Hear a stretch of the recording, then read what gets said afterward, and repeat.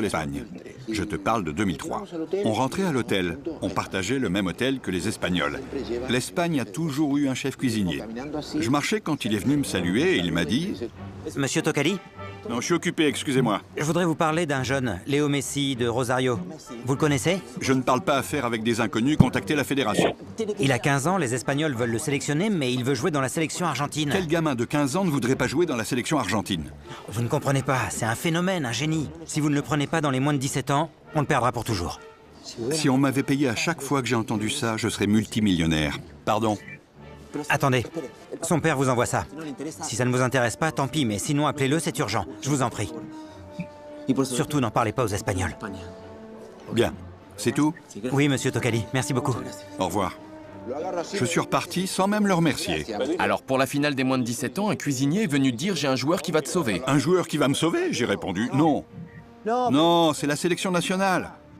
On fait jouer uniquement ceux qui se sont entraînés. Si ça leur plaît pas, ils n'ont qu'à rentrer chez eux. Tu comprends? Bien sûr, je te l'ai dit ce matin. Tu ne m'écoutes pas. Au bout du compte, je suis tout seul. Ils nous roulent dans la farine. Tu comprends ce que je te dis? Ils nous roulent dans la farine.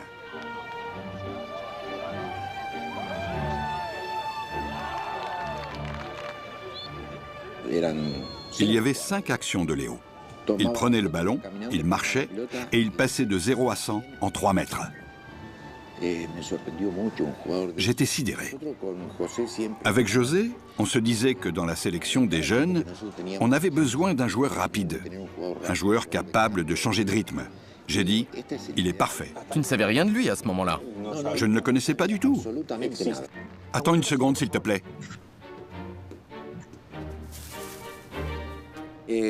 J'ai appelé immédiatement Omar Souto, le responsable administratif. Écoute bien ce que je vais te dire. Écoute-moi bien. Tu dois me retrouver un gamin qui habite Barcelone et qui s'appelle Lionel Messi. T'as compris? Lionel Messi.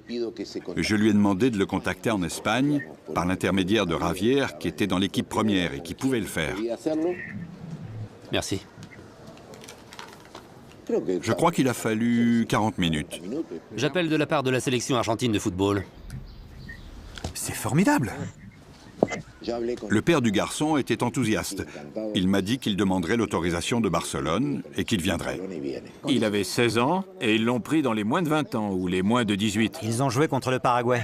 En match amical. Et c'est ce qui a permis à Léo d'entrer dans la sélection argentine. Il l'a sélectionné pour l'Argentine.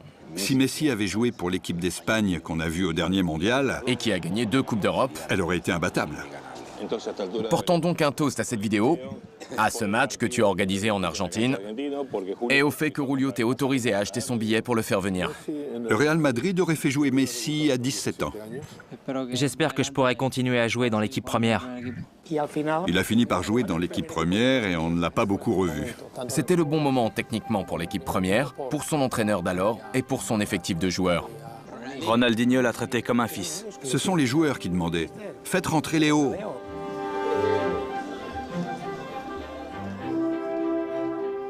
C'est jamais facile à 16 ans de rentrer dans le vestiaire, surtout pour quelqu'un comme moi.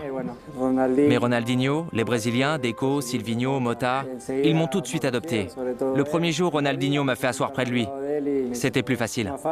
Ses coéquipiers à Barcelone ont accepté Léo comme il était. Ils ont été géniaux. Ils l'ont tous pris sous leur aile. Un match très compliqué.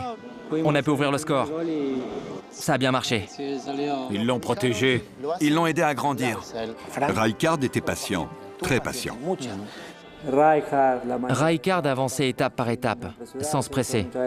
Souvent, je ne comprenais pas pourquoi on ne me faisait pas jouer. Il l'a beaucoup protégé. D'autres entraîneurs n'auraient pas pris de risque avec lui. Avec le recul, je vois qu'il avait raison. Je lui en suis reconnaissant, parce qu'il savait ce qui était le mieux pour moi. Quand on se précipite, on peut les perdre. Et les dégâts sont irréparables.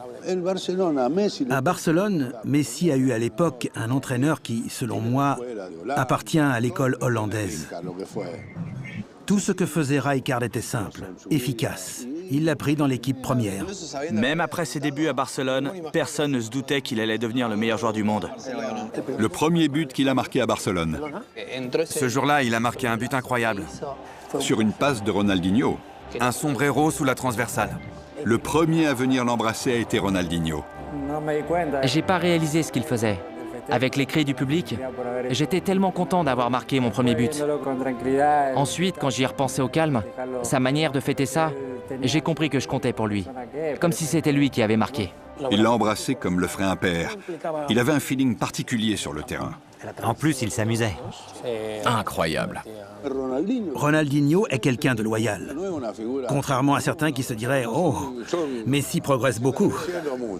Dans le vestiaire, il trouvait une nouvelle idée et il s'entraînait jusqu'à ce qu'il la maîtrise. Et le lendemain, il nous montrait ce qu'il avait appris. Marias a dit un jour, Ronaldinho est un joueur de plage et Messi un joueur de rue. Pour Messi, chaque match est un match de rue. Il joue même les matchs les plus simples comme si son honneur était en jeu. C'est incroyable. Il joue encore pour gagner un vélo. Ronaldinho est le meilleur joueur du monde. Être son remplaçant est très impressionnant. De quoi rêves-tu? De jouer dans la sélection argentine. Les débuts de Messi dans la sélection argentine n'ont pas été faciles. Le premier match de la Coupe du Monde en Allemagne. Contre la Hongrie? Il était sélectionné? Oui, dans l'équipe première. Dans l'équipe nationale? Il reçoit le ballon. Un défenseur l'attrape par le maillot, il le frappe pour se dégager, et l'arbitre lui colle un carton rouge pour comportement violent. De la folie. Une folie de l'arbitre? Oui, une folie de l'arbitre. Ah, d'accord. Léo a été expulsé au bout de 30 secondes sur le terrain. Il a pleuré dans le vestiaire, c'était dur pour lui. Quel dommage. On attendait beaucoup de lui dans ce match. Quand as-tu compris que c'était un joueur à part? Un de ces joueurs qui marquent leur époque? Avec le match contre la Juventus, tout le monde a commencé à ouvrir les yeux. Là, il s'est fait un nom. On a parlé beaucoup plus de lui.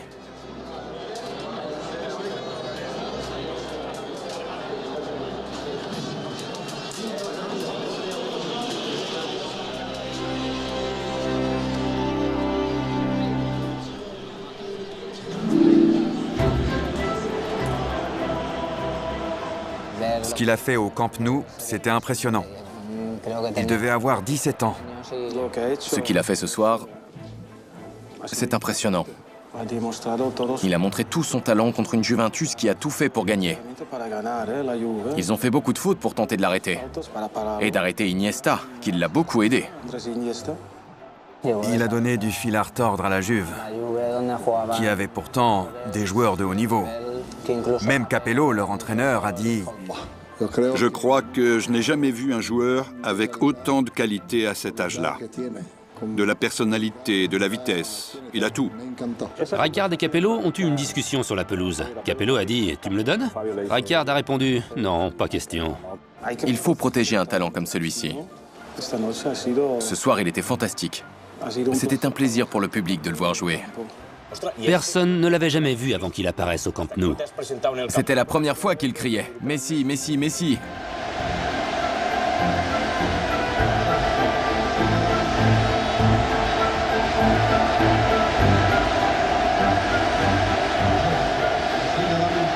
À ce moment-là,